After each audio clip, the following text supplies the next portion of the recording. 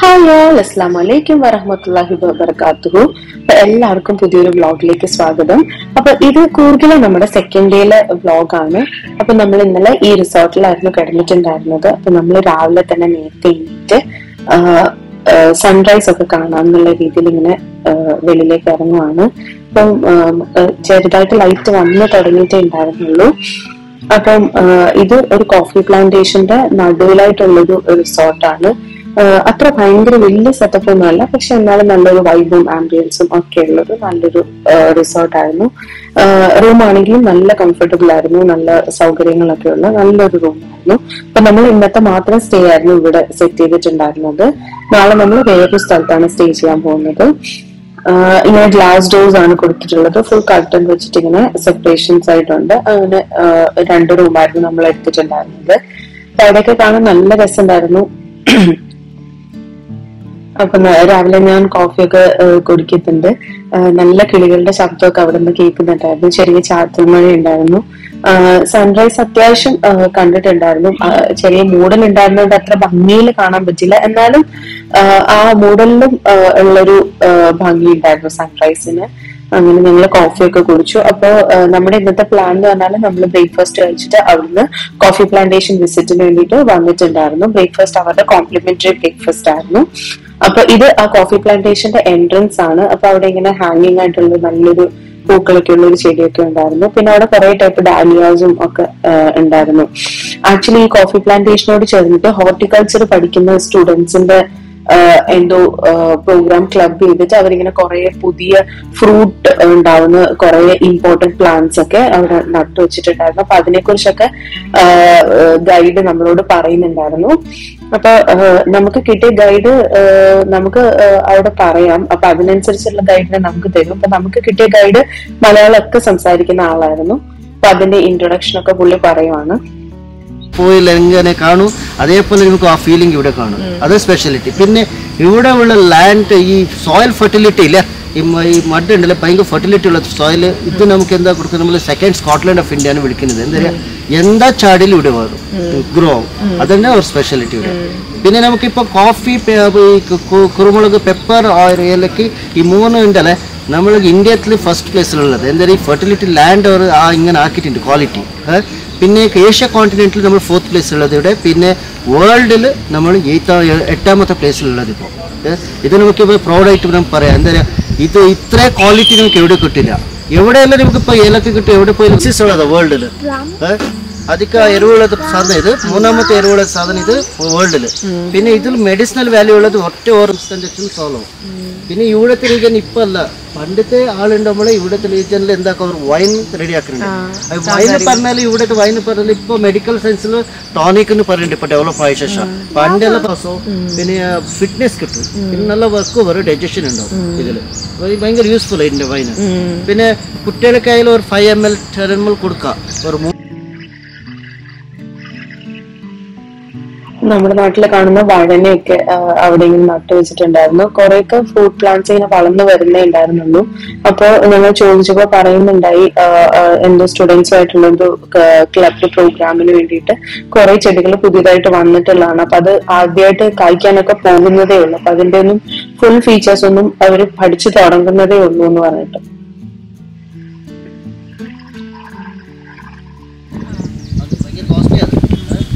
ഇത് 2 വെറൈറ്റി ഉണ്ട്. ഇതിൻ്റെ ചെടി ഉണ്ടല്ലോ, ബ്ലാക്ക് ഏലക്കിൻ്റെ ചെടി നമുക്ക് 2.5-3 ഫീറ്റ് ആയിട്ടേ വന്നത്. പിന്നെ ഗ്രീൻ ഏലക്കിൻ്റെ ചെടി നമുക്ക് ഒരു 5-6 ഫീറ്റ് ആയിട്ട്.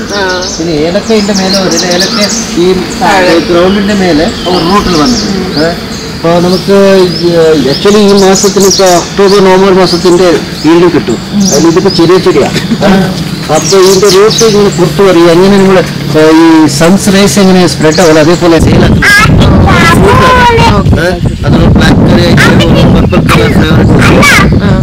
എന്തിനു കിടക്കുന്നുണ്ടല്ലോ ഫ്രൂട്ട്, പിന്നെ റൂട്ട്സ് ഉണ്ടല്ലേ, വെരി ഇമ്പോർട്ടൻറ്റ് റോൾ കൂടുതൽ. അതിപ്പോൾ അല്ല, ഒരു 200 കൊല്ലം 300 കൊല്ലം മുമ്പിൽ ഇവിടെ ട്രൈബൽസ് ഉണ്ടായി. അപ്പോൾ ആ സന്ദർഭം എന്താ ചെയ്യുന്നുണ്ട് പറഞ്ഞാൽ, അവർ ഈ റൂട്ട്സ് അവർക്ക് എന്താക്ക് ആ പ്ലാന്റർ ചെയ്തിട്ട് മെഡിസിൻ, ആയുർവേദിക് മെഡിസിൻ ഒക്കെ ഉണ്ടായി. ഇപ്പോൾ ഡെവലപ്മെന്റ് ആയിട്ട് ടോണിക് ആയിട്ടുണ്ട്. ഡോക്ടേഴ്സ് ഉണ്ടായിട്ടില്ല. അപ്പൊ ഇതേ ഒരു ആയുർവേദിക് ഇപ്പോൾ കണ്ടാൽ 80% ഇവിടെ കൂർഗത്തെ ആൾ ഹോസ്പിറ്റൽ പോയില്ല. എന്തിനു പറയല്ലോ ഇതേ അവർക്ക് ഈ നാച്ചുറൽ എന്തായി കിട്ടും അതേ മെഡിസിൻസ് ആയുർവേദിക് മെഡിസിൻസ് എന്നിട്ട് ഇവിടെ നോക്കാൻ നമുക്ക് ഒരു 55 to 60% ആൾമാരെല്ലാം ഡിഫൻസിലുണ്ട്. ഡിഫൻസ് സെലക്ട് എങ്ങനെ ചെയ്യുന്നത് പോലെ ഈ നേച്ചർ അവർക്ക് ഭയങ്കര ഇത് കൊടുക്കും, സപ്പോർട്ട് കൊടുക്കും. പിന്നെ നേച്ചറിന് ഡിസ്റ്റർബ് ആയിട്ടില്ല. ഏതേ പ്ലാന്റായിട്ട് ഇതുണ്ട് മെഡിസിൻ ഉണ്ട്, അതാണ് സ്പെഷ്യാലിറ്റി. അത് ഇതെല്ലാം നമുക്ക് ഇമ്പോർട്ടൻറ്റ് എക്സാമ്പിളാണ്. അതേപോലെ ഗം റിലീസ് ആവും, അതെന്തൊക്കെ എക്സ്ട്രാക്ട് ചെയ്തിട്ട് അതിന് ഹീറ്റ് ചെയ്തിട്ട് പിന്നെ അതിന് ഒരു ക്രിസ്റ്റൽ ഫോം ആക്കും. അതിന് ഇങ്ങനെ പറയുന്നത് പണ്ട് നമ്മൾ എന്താ ചെയ്യണ്ടേ യൂസ് ആക്കും. ഇതിനകത്ത് കറയല്ലേ ആ ഭാഗത്ത് അത് ചന്ദന കാടെന്ന് പറയുന്നത്. അതിൽ 65-70%. അപ്പോൾ ഇത് രണ്ട് ഇതിന്റെ റെഡ് ചന്ദന പറയുന്നത് അതിൽ മെഡിസിനൽ വാല്യൂ കൂടുതലാണ്. അത് ഭയങ്കര എക്സ്പെൻസീവ്. അതിൽ 9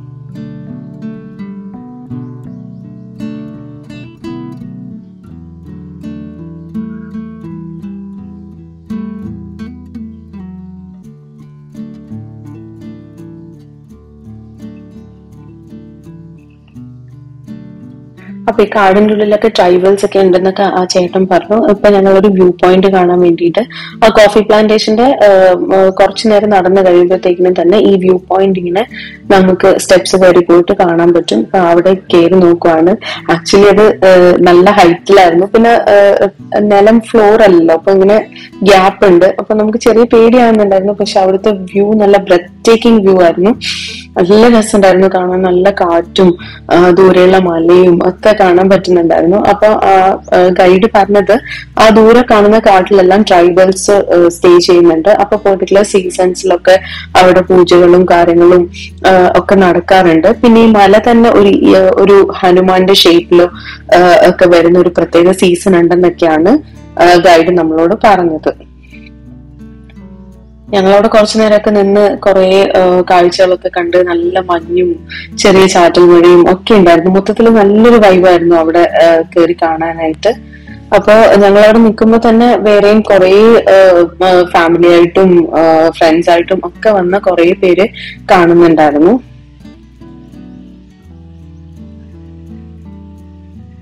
അങ്ങനെ വെറൈറ്റി ആയിട്ടുള്ള കുറെ ചെടികളൊക്കെ അവിടെ കണ്ടു.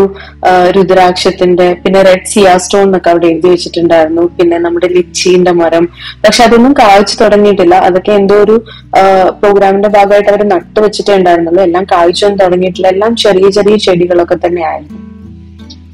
ഈ പൂ കാണാൻ നല്ല രസമില്ല. ഇതിന്റെ പേരറിയാവുന്നവർ എന്തായാലും ഒന്ന് കമന്റ് ചെയ്യണേ. എനിക്ക് കണ്ടപ്പോ നല്ല ഇഷ്ടപ്പെട്ടു, നല്ല രസമുണ്ടായിരുന്നു കാണാൻ. ഇത് കണ്ടിട്ട് എനിക്ക് തോന്നുന്നു ഇതിന്റെ ഉള്ളില് ഇൻസെക്റ്റിനെ പിടിക്കുന്ന ഇൻസെക്ടിവോറസ് പ്ലാന്റ് ഇല്ലേ, അങ്ങനത്തെ എന്തോ ഒരു ചെടിയാണെന്ന് തോന്നുന്നുണ്ട്. അപ്പൊ ഇതിന്റെ പേരറിയാവുന്നവർ എന്തായാലും കമന്റ് ചെയ്യണേ.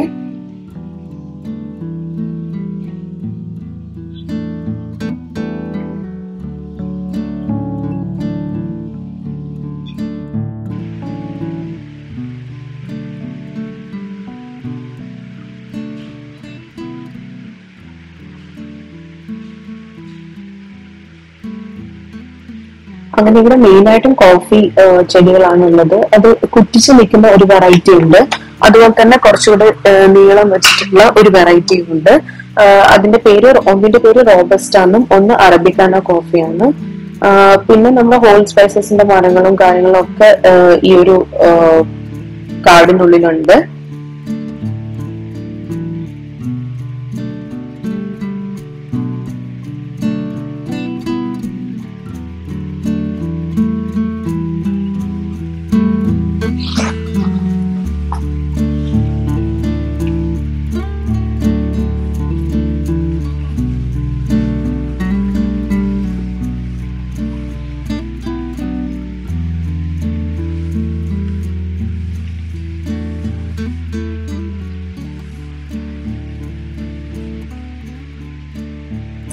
ഇത് നമ്മുടെ കറുവാപ്പട്ടയുടെ മരമാണ്.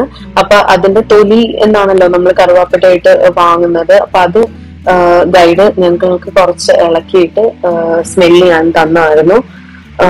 നല്ല സ്മെല്ലായിരുന്നു, നല്ല കറുവാപ്പട്ടയുടെ സ്മെല്ല്. ഞാൻ ജസ്റ്റ് ചെറുതായിട്ടൊന്ന് കടിച്ചു നോക്കിയപ്പോൾ നല്ല മധുരവും ഉണ്ടായിരുന്നു.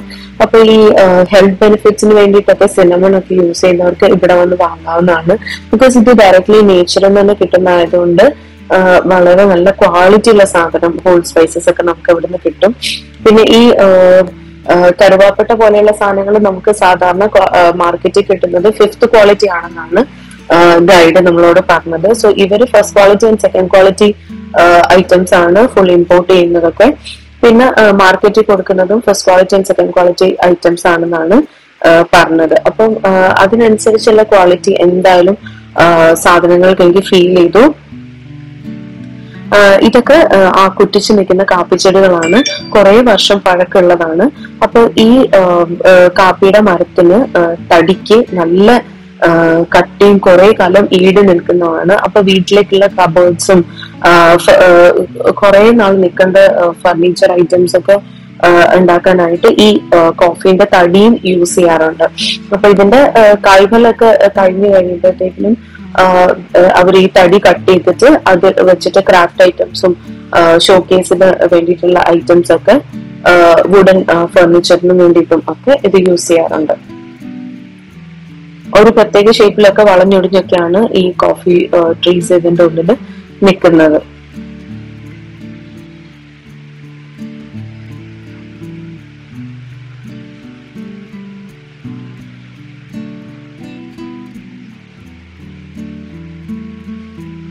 ഇവിടെ കുറെ അധികം ആൾക്കാർ ജോലി ചെയ്യുന്നതായിട്ടും കാണുന്നുണ്ടായിരുന്നു. അപ്പൊ ഇതിന്റെ ചോട്ടില് ഇങ്ങനെ എടുത്ത കാപ്പിയുടെ ചണ്ടി ഒക്കെ കൊണ്ടുവന്ന് അവരിടും. പിന്നെ അവിടെ തന്നെയുള്ള കരിയിലെല്ലാം ചിക്കി കൂട്ടി അതിന്റെ വേരിന്റെ ഭാഗത്തേക്ക് ഇടും, വളങ്ങൾ ഇട്ട് കൊടുക്കാനും അങ്ങനെ ഓരോരോ ജോലിക്കും ഒരുപാട് ആൾക്കാർ ഇവിടെ ജോലി ചെയ്യുന്നുണ്ട്.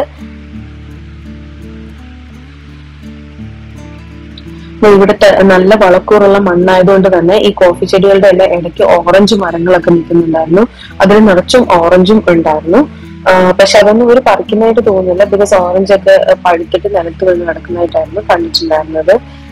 നല്ല പൂക്കളൊക്കെ വെച്ച് അലങ്കരിച്ച ഒരു കൊച്ചു കഫേ പോലെ ഇതിന്റെ എൻഡിൽ അവർ സെറ്റ് ചെയ്തിട്ടുണ്ടായിരുന്നു. അവിടെ നിന്നാണ് നമുക്ക് വേണ്ടിയിട്ട് കോംപ്ലിമെന്ററി കോഫി തരുന്നത്. സോ ഇവിടെ തന്നെ ഈ പ്ലാന്റേഷനിൽ തന്നെ ഉണ്ടായിട്ടുള്ള കോഫി അവർ ഗ്രൗണ്ട് ചെയ്തിട്ട് അത് വെച്ചിട്ടാണ് നമുക്ക് കോഫി സെറ്റ് ചെയ്ത് വരുന്നത്.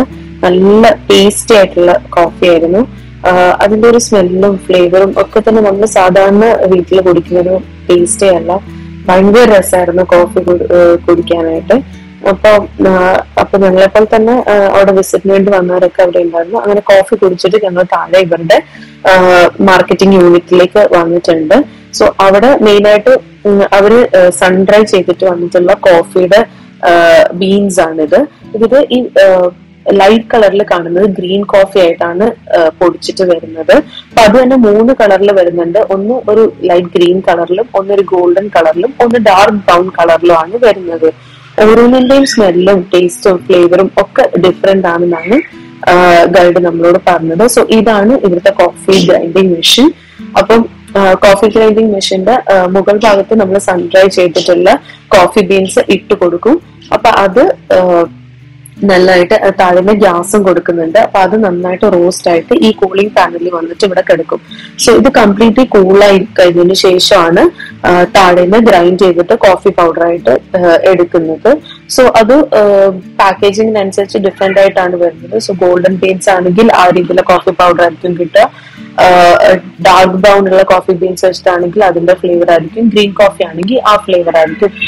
ഇനി മിക്സഡ് ആയിട്ടുള്ള ടൈപ്സും അവൈലബിൾ ആണ്. സോ പലതിന്റെയും ടേസ്റ്റും ഫ്ലേവറും സ്മെല്ലും എല്ലാം തന്നെ നല്ല ഡിഫറെന്റ് ആയിരിക്കും. സോ മെഷീൻ ഇങ്ങനെ വർക്ക് ചെയ്യുമ്പോഴത്തേക്കും ഈ കൂളിംഗ് പാനൽ ഇങ്ങനെ കറങ്ങിക്കൊണ്ടിരിക്കും. അതിനനുസരിച്ച് കോഫി ബീൻസ് താഴേക്ക് ഇറങ്ങിയിട്ട് അവിടെ നിന്ന് ഗ്രൈൻഡ് ചെയ്ത് കോഫി പൗഡർ ആയിട്ട് അവിടെ നമുക്ക് എടുക്കാനും പറ്റും.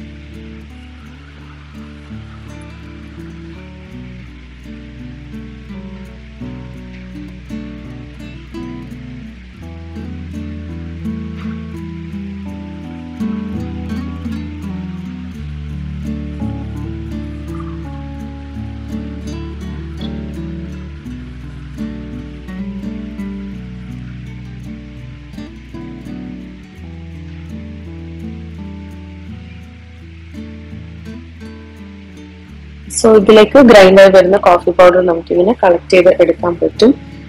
അപ്പൊ ഇങ്ങനെ വന്ന കോഫി പൗഡർ നമുക്ക് സ്മെല് ചെയ്യാനൊക്കെ അവർ തന്നിട്ടുണ്ടായിരുന്നു.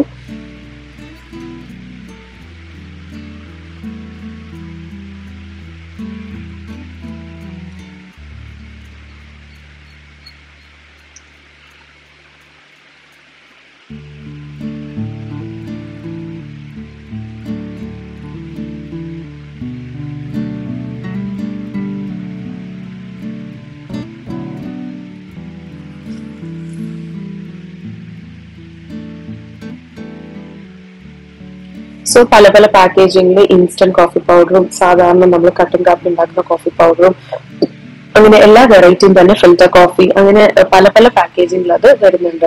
പിന്നെ അടുത്ത സെക്ഷൻ എന്ന് പറഞ്ഞാൽ ഫുൾ വൈൻ സെക്ഷൻ ആണ്. ഇത് ഒരു ടൈപ്പ് ഓഫ് വൈൻ അല്ല, പല ഡിഫറെന്റ് ടൈപ്സ് ഓഫ് വൈൻ ഉണ്ട്. റോസ് പെറ്റൽസിന്റെ wine, passion fruit wine, pineapple, കാന്താരി, ഗ്രേപ്പ് വൈൻ, അങ്ങനെ കുറെ വെറൈറ്റി, റൈസ് ബ്രാൻഡ് വൈൻ, അങ്ങനെ കുറെ വെറൈറ്റീസ് ഇവിടെ അവൈലബിൾ ആണ്. പിന്നെ അത് കഴിഞ്ഞ് ഹോൾ സ്പൈസസ് എല്ലാം സെപ്പറേറ്റ്ലി ഇങ്ങനെ അവർ തൂക്കി കൊടുക്കുന്നുണ്ട്. മസാല പൗഡേഴ്സ് അവൈലബിൾ ആണ്. ഈ ഞാൻ സ്മെല് ചെയ്യുന്നത് മട്ടൺ മസാലയുടെ പൗഡറാണ്. നല്ല ഫ്ലേവറും സ്മെല്ലും ആയിരുന്നു അത്. ഞാനത് ഒരു ബോട്ടിൽ അവിടുന്ന് വാങ്ങിയിട്ടുണ്ടായിരുന്നു. പിന്നെ 1-2 കോഫി ഫിൽറ്റർ കോഫിയും അല്ലാത്ത കോഫി ബോട്ടിൽസ് ഒക്കെ ഇൻസ്റ്റന്റ് കോഫി പൗഡറിന്റെ ഒക്കെ ഞങ്ങൾ വാങ്ങിയിട്ടുണ്ടായിരുന്നു. അങ്ങനെ അവിടുന്ന് ഞങ്ങൾ അടുത്തത് കാണാൻ പോയത് അബേ ഫോൾസിലാണ്. നല്ല വാട്ടർഫോൾസ് ആയിരുന്നു, നല്ല രസമായിരുന്നു അവിടുത്തെ കാഴ്ചകളൊക്കെ കാണാനായിട്ട്.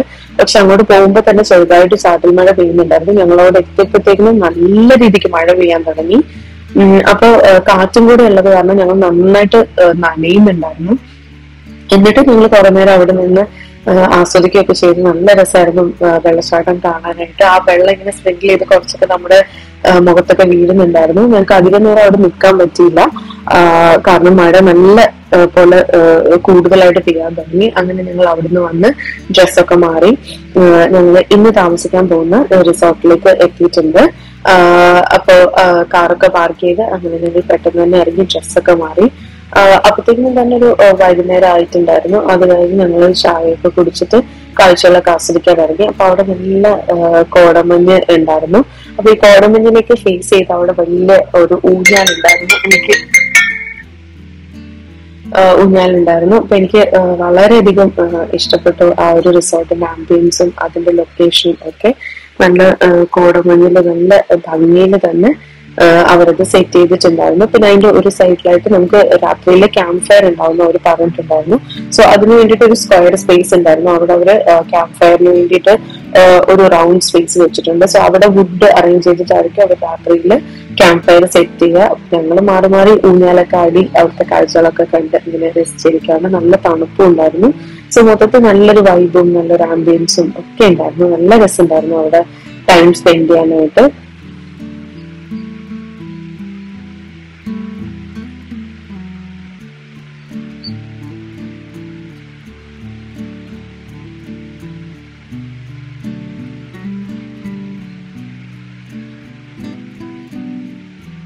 അങ്ങനെ ഇപ്പൊ നല്ല നേരം ഇരുട്ടി തുടങ്ങി. എന്നിട്ട് ഞങ്ങൾ ഊഞ്ഞാലൊക്കെ ആടുന്നുണ്ട്. ഫിസാനെ ഇത്രയും കുറെ സെൽഫിയും ഫോട്ടോസും ഒക്കെ എടുത്ത് ഇങ്ങനെ കളിക്കുമായിരുന്നു.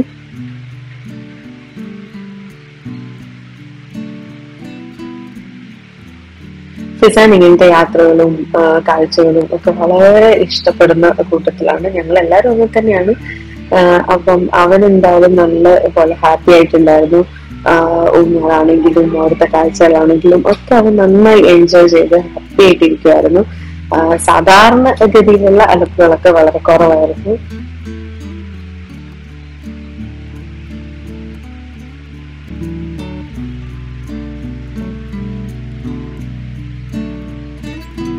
അങ്ങനെ പിറ്റേ ദിവസം രാവിലെയായി. ഇപ്പൊ രാത്രി എനിക്ക് വീഡിയോ ഒന്നും അധികം എടുക്കാൻ പറ്റില്ല, നല്ല ഇരുട്ടായിരുന്നു. പിന്നെ അവിടെ ലൈറ്റ് ഒക്കെ കുറവായിരുന്നുകൊണ്ട് ഞാൻ അധികം വീഡിയോസ് ഒന്നും എടുത്തില്ല. അങ്ങനെ ഞങ്ങൾ സാധനങ്ങളൊക്കെ ഓൾമോസ്റ്റ് പാക്ക് ചെയ്ത് എല്ലാം തന്നെ വണ്ടിയിൽ കയറ്റി അങ്ങനെ ബ്രേക്ക്ഫാസ്റ്റ് ഒക്കെ കഴിച്ച് ഞങ്ങൾ വീണ്ടും ബാംഗ്ലൂരേക്ക് യാത്ര തിരിക്കുകയാണ്. ചൂടോ കാര്യങ്ങളോ ഒന്നും ഉണ്ടായിരുന്നില്ല. നല്ല സുഖകരമായ യാത്രയായിരുന്നു, നല്ല വൈബായിരുന്നു.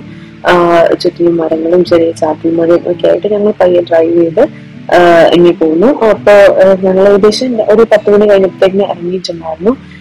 ഈവനിങ് ഒക്കെ ആകാറായപ്പോഴത്തേക്കും ഞങ്ങൾ എത്തുകയും ചെയ്തിട്ടുണ്ടായിരുന്നു. മൊത്തത്തിൽ മൂടലായിരുന്നു, തീരെ വെയിലൊന്നും വന്നിട്ടേ ഉണ്ടായിരുന്നില്ല. അപ്പൊ ഇന്നത്തെ ഇൻഫോർമേറ്റീവ് വ്ലോഗ് എല്ലാവർക്കും ഇഷ്ടമായെന്ന് കരുതുന്നു. ഇഷ്ടമായെങ്കിൽ ലൈക്ക് ചെയ്യാനും സബ്സ്ക്രൈബ് ചെയ്യാനും കമന്റ് ചെയ്യാനും മറക്കണ്ട. Thank you. Take care. By.